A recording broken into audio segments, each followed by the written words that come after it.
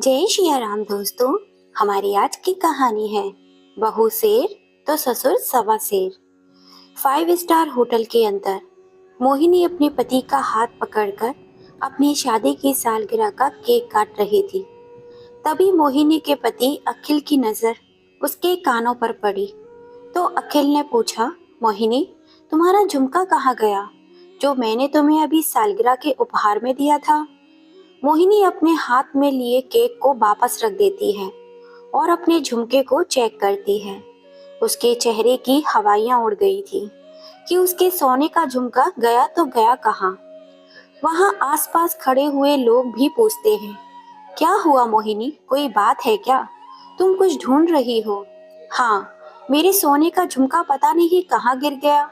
अभी कुछ समय पहले ही तो मेरे पति ने मुझे पहनाया था। इसका डिब्बा तो इधर टेबल पर ही रखा हुआ है, लेकिन झुमका नजर नहीं आ रहा। मोहिनी ने आँख देखा न ताक सीधा अपनी सास लीलावती जी के पास पहुंच गई। लीलावती जी अपनी ही उम्र के लोगों के साथ कुर्सी पर बैठी खाना खा रही थी। मोहिनी उनके पास पहुंचकर कहती है, माँ जी, जरा उठिए, मुझे आपसे कुछ बात करनी है। क्या बात है बेटा, सब ठीक तो है ना? माँ जी, मेरे सोने का झुमका खो गया है। आप अपना पर्स दिखाइए, मुझे आपके पर्स की तलाशी लेनी होगी।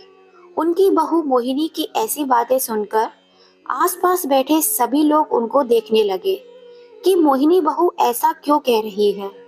लीलावती जी भी अपने चारों तरफ बैठे हुए लोगों को देख रही हैं कि उनकी बहू ने अभी अभी जो कहा उससे वह लोग क्या सोच रहे होंगे। क्या मैं अपनी बहू का झुमका चुराऊंगी? लीलावती जी कहती हैं, बेटा कैसी बातें कर रही हो तुम? झुमका उधर ही कहीं गिरा होगा, जाकर उधर ही ढूंढो। मेरे पर्स की तलाशी लेने की बात क्यों कर रही हो? माँ जी, जब से आप गांव से आई हो तब से मैं देख रही हूँ, आपकी नजर मेरी हर चीज पर रखी हुई है। कभी मेरा फोन उठाकर देख रही होती हो तो कभी मेरी घड़ी उठाकर देख रही हो, तो और जब से तुम्हारे बेटे ने मुझे धमका देने की बात कही है तब से मुझे समझ में आ रहा है कि आपके मन में क्या चल रहा है। बेटा, तुम गलत सोच रही हो। बेटे ने तुम्हें झुमका दिया तो मैं इस बात से बहुत खुश हूँ।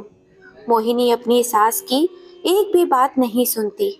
उसके हाथ से पर्स छीन लिया और छीनकर पर्स का सारा सामान निकालकर जल्दी जल्दी दूसरी टेबल पर फैलाने लगी। लीलावती जी के हाथ से खाने की थाली छिटक कर जमीन पर गिर गई। बहू ने पूरे पर्स की तलाशी ले ली, सारा सामान बिखेर दिया। लीलावती जी के पास में झुमका था ही नहीं तो कहाँ से मिलने वाला था। लेकिन बहू ने सबके सामने उनकी ऐसी बेइज्जती की जिसकी वजह से वे कुर्सी पर ही बैठी रह गई। लीलावती जी की आंखों में आंसू आ गए। वह जड़वत कुर्सी पर ही बैठी हुई हैं। लीलावती जी के पति लक्ष्मी नारायण जी उधर पास में ही खाना खा रहे थे। तभी वे कुर्सी पर बैठी अपनी पत्नी को देखते हैं। उनके चेहरे से उन्हें ऐसा लग रहा था कि लीलावती जी कुछ उदास लग रही हैं। वह अपने खाने की प्लेट को लीलावती जी के पास लाकर एक कुर्सी खींचकर बैठ गए। पास आकर देखा तो लीलावती जी की आंखों में आंसू थे। क्या हुआ लीलावती, तुमने खाना नहीं खाया? खाना बहुत तीखा था क्या, जिस वजह से तुम्हारी आंखों में आंसू आ गए? मैं तुम्हारे लिए अभी पानी लेकर आता हूँ, यह लो पानी पी लो। पानी पीने के बाद भी लीलावती जी कुछ नहीं बोले। अब तो लक्ष्मी नारायण जी को समझ में आ गया कि कोई ना कोई बात तो है। अरे लीलावती, कुछ तो बोलो, ऐसे पत्थर की मूर्ति बनी हुई क्यों बैठी हो? क्या हुआ है?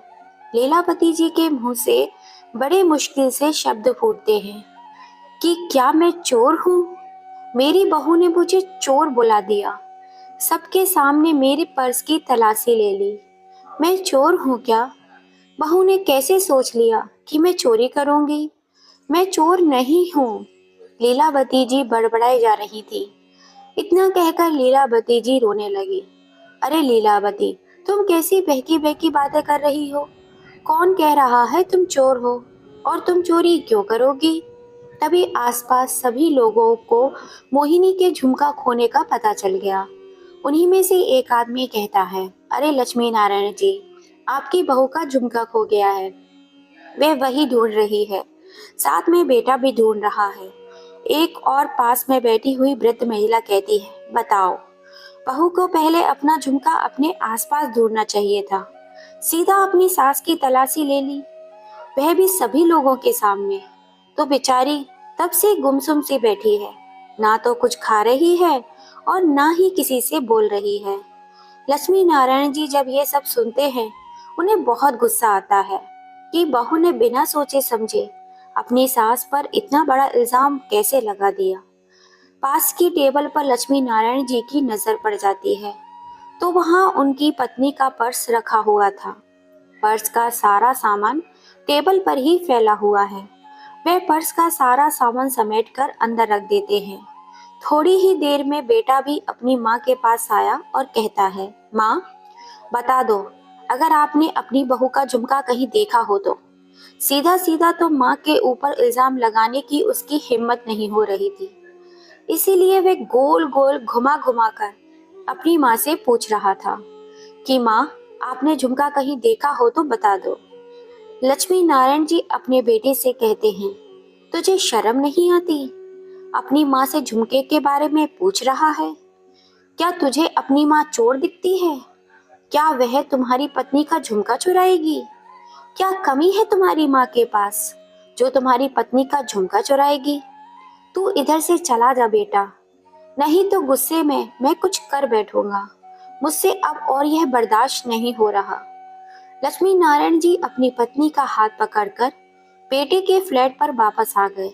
बेटे बहू अभी भी पार्टी कर रहे हैं। घर पर आकर लक्ष्मी नारायण जी अपनी पत्नी को समझाने की कोशिश करते हैं कि तुम चिंता मत करो, बहू को आने दो, हम उसको भी डांटेंगे कि उसने कैसे सबके सामने तुमसे इस तरह का बर्ताव किया, सबके सामने अपनी सास की तलाशी ले ली। यह बहू ने अच्छा नहीं किया। बहू तो बहू, बेटे ने उसको एक बार भी नहीं रोका कि तुम मेरी माँ की तलाशी क्यों ले रही हो।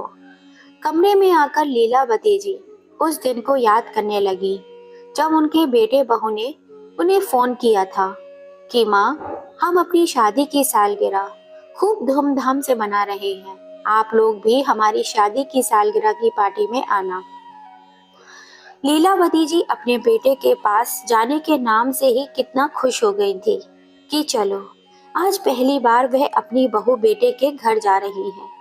क्योंकि जब से बेटे की नौकरी लगी है, तब से जब भी उन्हें अपने बेटे की याद आती थी, वह उसे अपने घर पर ही बुला लेती थी। बेटा भी उधर अकेला एक कमरा लेकर रहता था, तो उधर जाकर भी क्या करते। लेकिन अब तो जब शादी हो गई, तब बहू के साथ उसने एक बड़ा सा फ्लैट खरीद लिया। उसी में वे दोनों आराम से रहते हैं। आज उनकी शादी को पूरा 1 साल होने वाला है। लीलावती जी अपने पति से कहती हैं, सुनो जी, मेरी बहू की यह पहली सालगिरह है, इसलिए तो मैं अपनी बहू को बहुत अच्छा गिफ्ट दूंगी। लक्ष्मी नारायण जी कहते हैं, चलो, मैं आज ही तुम्हें बाजार लेकर चलता हूँ। अपनी बहू के लिए तुम एक अच्छी सी साड़ी खरीद लेना। अरे ना ना, मैं अपनी बहू को साड़ी नहीं दूंगी, मैं तो अपनी बहू को सोने के झुमके दूंगी। अरे, इतना महंगा उपहार तुम अपनी बहू को सालगिरह पर दोगी? चलो कोई ना, तुम्हारी इकलौती बहू है, अब तुम्हें अपनी बहू को सोने का झुमका देने का इतना मन है तो ठीक है, मैं कल ही बैंक से पैसे निकलवा लूंगा और फिर तुम मेरे साथ सुनार की दुकान पर चलना और अपनी पसंद का बहू के लिए एक सुंदर से झुमके खरीद लेना। जिस दिन लीलावती जी अपनी बहू के लिए झुमका लेने गई थी, उस दिन कितनी खुश थी कि अपनी बहू को जब ये झुमका दूंगी तो बहू कितनी खुश हो जाएगी कि मेरी सासू माँ ने मुझे उपहार में सोने के झुमके दिए हैं, वह तो मुझे गले से ही लगा लेगी। पता नहीं क्या क्या अरमान लिए लीलावती जी ने अपने दिल में सजा रखे थे। दरअसल अखिल लीलावती जी और लक्ष्मी नारायण जी का इकलौता बेटा है। लक्ष्मी नारायण जी गांव में ही सरकारी स्कूल में गणित के अध्यापक हैं और साथ ही साथ वह बच्चों को कोचिंग भी पढ़ाते हैं। आसपास के गांव के सभी बच्चे उनसे पढ़ने के लिए आते हैं। क्योंकि जिस तरह वे गणित को पढ़ाते हैं बच्चों को बहुत ही जल्दी समझ में आ जाता है। अपने एरिया के बहुत बड़े प्रसिद्ध अध्यापक हैं। लोग उनको नाम से नहीं जानते। पूरे गांव में तो सभी लोग मास्टर जी के नाम से ही उनको जानते हैं। किसी से भी पूछ लो गणित के मास्टर जी का घर कहाँ है, कोई भी बता देगा। लक्ष्मी नारायण जी का बेटा अखिल पढ़ने में अच्छा था। उन्होंने अपनी बेटी की स्कूल की शिक्षा तो गांव में ही पूरी करवाई। उसके बाद अपने बेटे को बड़े शहर में पढ़ने के लिए भेज दिया। अपनी नौकरी में जितना भी कमाते थे सब कुछ अपने बेटे को पढ़ाई के लिए भेज देते थे और बाकी जो ट्यूशन और कोचिंग करते थे उससे अपने घर का खर्च चलाते थे।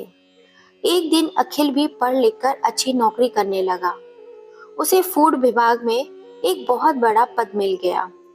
नौकरी लगने के बाद अखिल के बहुत सारे रिश्ते आने लगे, क्योंकि अखिल दिखने में भी अच्छा था और अब तो उसकी नौकरी भी लग चुकी थी। आए दिन कोई ना कोई उसकी शादी के लिए रिश्ते आते ही रहते थे। उनमें से ही लीलावती जी को मोहिनी की फोटो पसंद आ गई। सारी फॉर्मेलिटी पूरी होने के बाद एंगेजमेंट हुई और उसके बाद शादी की तैयारी होने लगी। शादी भी धूमधाम से हुई। लीलावती जी और लक्ष्मी नारायण जी ने शादी में सब कुछ अपनी बहू और बेटे के हिसाब से ही किया था। यहाँ तक कि लोगों की परवाह ना करते हुए चढ़ावे का सारा सामान अपनी बहू के हिसाब से ही खरीदवाया था। अपनी बहू को साथ लेकर गई थी कि मेरी बहू को पहनना है, जैसा वह खरीदेगी हम वैसा ही चढ़ावा खरीदवा देंगे। कौन सा मुझे पहनना है, सब कुछ अपनी बहू के हिसाब से ही किया था। लीलावती जी के मन में कहीं ना कहीं यह भी था कि उनकी कोई बेटी नहीं है। जब बहू आएगी तो बहू को ही बेटी बनाकर रखूंगी। बेटी जैसा लाड़ प्यार दूंगी, उसको महसूस ही नहीं होने दूंगी कि यह उसका ससुराल है। लेकिन लीलावती जी को यह कहाँ पता था कि बेटी बेटी होती है और बहू बहू होती है। बहू कभी बेटी नहीं बन सकती और सास कितना भी कुछ कर ले वह कभी माँ नहीं बन सकती। दुनिया की यही सच्चाई है, इसको कोई बदल नहीं सकता। धीरे धीरे शादी का समय नजदीक आ गया। मोहिनी दुल्हन बनकर लीलावती जी के घर में आ गई। लीलावती जी तो शादी से मैं बहुत खुश थी। वह फूली नहीं समा रही थी कि उनके छोटे से परिवार में एक कौन नया सदस्य आ गया है। उन्होंने अपनी बहू का स्वागत खूब धूमधाम से किया। बहू के स्वागत सत्कार में कोई कमी नहीं आने दी। हालांकि शादी में बहू 10 दिन तक ससुराल में ही रही, लेकिन 10 दिनों में लीलावती जी ने अपनी बहू को पूरी तरह से आराम से बिठाकर खिलाया पिलाया। प्रिय दोस्तों, वैसे भी हमारे इधर शादी में जब बहू आती है तो उससे कोई काम नहीं करवाया जाता, तो लीलावती जी अपनी बहू से का सारा काम खुद ही करती रही। मोहिनी जब दोबारा से अपने ससुराल आई तो सिर्फ 2 दिन ही रुकी। उसके बाद अखिल के साथ नौकरी पर चली गई। लीलावती जी को अपनी बहू के साथ ज्यादा समय बिताने का समय ही नहीं मिला। वह अपनी बहू को ठीक से समझ ही नहीं पाई थी कि बहू का स्वभाव कैसा है, क्या पसंद है उसे और क्या पसंद नहीं है, किस तरह की है। उन्हें तो लग रहा था कि उनकी बहू बहुत अच्छी है। प्रिय दोस्तों, लेकिन जब तक हम किसी को अच्छी तरह से समझ नहीं लेते तब तक हम उसके स्वभाव के बारे में कुछ भी नहीं कह सकते। जब हम उसके साथ रहते हैं तब हमें उसके स्वभाव के बारे में पता चलता है। जब तक हम किसी को अपनी पलकों पर बिठा कर ही रखते हैं हमें उसकी सच्चाई नहीं पता चलती। जब हम उसके पास जाकर रहते हैं तो उसको हमारी जिम्मेदारी उठानी पड़ती है, तब जाकर हकीकत से रूबरू होते हैं। यही हाल आज कुछ लीलावती जी का और लक्ष्मी नारायण जी का भी था। अपने बेटे बहू के फ्लैट पर कमरे में बैठी लीलावती जी यही सब बातें सोच रही थी कि तब तक दरवाजे पर किसी ने आने की आहट सुनाई दी। वह दरवाजा जाकर खोलती हैं तो देखती हैं सामने से उनका बेटा और बहू खड़े हुए हैं। सारी पार्टी को निपटाने के बाद रात के करीब 1 बजे सभी लोग घर वापस आ गए। लीलावती जी शांति से दरवाजा खोलकर वापस अपने कमरे में चली गई। बेटा उनसे कुछ कहने के लिए आगे बढ़ा, लेकिन लीलावती जी का अभी कुछ कहने और सुनने का बिल्कुल भी मन नहीं था। और उस समय भी रात के करीब 1 बज चुके थे, तो वे क्या ही बात करते। कमरे में जाकर चारपाई पर बैठ गई और लक्ष्मी नारायण जी भी जाग गए। कहने लगे, क्या हुआ, तुम अभी तक सोई नहीं? और बाहर किसकी आवाज आ रही थी? कुछ नहीं, बेटे और बहू पार्टी कर कर आए हैं। तभी लीलावती जी को याद आता है, अरे हाँ, हम बहू के लिए वे सोने के झुमके बनवा कर लाए थे, वह तो हमने उसको दिए ही नहीं पाए। बेटे ने उसको अपना झुमका पहना दिया था। उस समय मैंने सोचा कि हम भी अपना झुमका इसी समय पर उसे दे देंगे, पर पता नहीं तुम कहाँ घूम रहे थे, मुझे कहीं दिखाई नहीं दिए। झुमका तो तुम्हारे सर्दी की जेब में ही था। और फिर मैं आकर खाना खाने के लिए बैठ गई और उसके बाद यह सब कुछ हो गया। आखिर में माँ का मन ही होता है। इतना सब कुछ हो जाने के बाद भी लीलावती जी अपने पति से कहती हैं, ऐसा करते हैं, हम अपनी बहू को वह झुमका सुबह दे देंगे। लक्ष्मी नारायण जी अपनी चारपाई से उठकर बैठ गए और लीलावती जी से कहते हैं, नहीं नहीं लीलावती, अब मैं ये झुमका बहू को नहीं दूंगा। तुम कितने मन से इस झुमके को अपनी बहू के लिए बनवा कर लाई थी, लेकिन बहू ने तुम्हारे साथ क्या किया, तुम भूल गई हो क्या? अब मैं ये झुमका कतई बहू को नहीं देना चाहता। अपने पति के आगे लीलावती जी कुछ नहीं कहती, क्योंकि कहीं ना कहीं बहू का गलत व्यवहार उन्हें भी बहुत बुरा लगा। सुबह 8 बजे तक सभी लोग सोते रहे, क्योंकि देर रात तक पार्टी चली थी, तो कोई जल्दी नहीं जग पाया। लीलावती जी उठकर रसोई में गईं, अपने लिए और अपने पति के लिए चाय बनाकर ले आई। चाय पी ही रही थी, तब तक बेटा भी और बहू भी उठ गए। बेटा कहता है, माँ, आपने अकेले अकेले चाय बनाकर पी ली, मेरे लिए तो चाय बनाई ही नहीं। लीलावती जी कहती हैं, ठीक है बेटा, मैं अभी बना देती हूँ। लीलावती जी चाय बनाने के लिए उठती हैं कि लक्ष्मी नारायण जी बीच में ही टोक देते हैं, क्यों बेटा, कल तुमने और बहू ने जो अपनी माँ के साथ किया, उसके बाद भी तुम उम्मीद कर रहे हो कि तुम्हारी माँ तुम्हारे लिए चाय बना कर देगी? अखिल शक पकाते हुए अपनी माँ से कहता है, माँ, वह झुमका ना मोहिनी के पर्स में ही निकल कर गिर गया था। सब जगह ढूंढ लेने के बाद जब झुमका कहीं नहीं मिला, तो हम लोगों ने तो सोच ही लिया था कि पता नहीं कहाँ चला गया। शायद किसी के हाथ पड़ गया होगा, इसलिए नहीं मिल रहा। थोड़ी देर बाद जब मोहिनी के पर्स में रखा हुआ फोन बजा, फोन उठाने के लिए मैं पर्स के पास गया तो देखा पर्स तो उसका झुमका पड़ा हुआ है। माँ, मुझे माफ कर दो, मोहिनी ने कल जो कुछ भी आपके साथ किया वह अच्छा नहीं किया। पास में ही खड़ी मोहिनी को देखकर लक्ष्मी नारायण जी कहते हैं, क्यों बहू, अपनी सास का पर्स देखने से पहले एक बार अपना पर्स भी देख लेना चाहिए था, तब जाकर किसी के ऊपर इल्जाम लगाना चाहिए था। बहू मोहिनी कहती है, पापा जी, इतना महंगा झुमका था, अगर खो जाएगा तो बुरा तो लगता ही है ना। और मैं तो माँ जी का पर्स सिर्फ इसलिए देख रही थी कि शायद गलती से मैंने ही माँ जी के पर्स में तो नहीं रख दिया। नहीं बेटा, तुम अपना झुमका लीलावती को रखने के लिए क्यों देती? अपना झुमका तो तुम खुद ही रखोगे ना। तुमने जानबूझकर अपनी सास का सबके सामने अपमान किया, यह मुझे कतई बर्दाश्त नहीं है। तुम्हें क्या लगता है कि मैं अपनी पत्नी को झुमका नहीं पहना सकता हूँ? अरे, मेरे पास अभी भी इतने पैसे हैं कि मैं तुम्हारे जैसे 4-4 झुमके अपनी पत्नी को दिला सकता हूँ। आज भी मुझे पेंशन मिलती है और आज भी मैं 60 वर्ष में भी बच्चों को ट्यूशन पढ़ाता हूँ। मेरे पास इतने पैसे हैं कि मैं अपनी पत्नी को हर साल एक नया झुमका दिला सकता हूँ। तो क्या आज के बाद यह बात कान खोलकर सुन लेना, कि मेरी पत्नी पर इल्जाम लगाने से पहले 10 बार सोच लेना, वरना मुझसे बुरा और कोई नहीं होगा। पिताजी के गुस्से को देखकर अखिल अपनी माँ के पास जाता है और कहता है, माँ, आप तो मुझे माफ कर दो, मुझसे गलती हो गई। अब ऐसी गलती दोबारा कभी नहीं होगी। क्योंकि अखिल को पता था उसके पिताजी इतनी आसानी से माफ करने वाले नहीं हैं। लेकिन माँ तो बहुत ही कोमल दिल की है, वह जल्दी ही उसे माफ कर देगी। इसलिए अखिल माँ के पास गया और हाथ जोड़कर माँ से माफी मांगने लगा।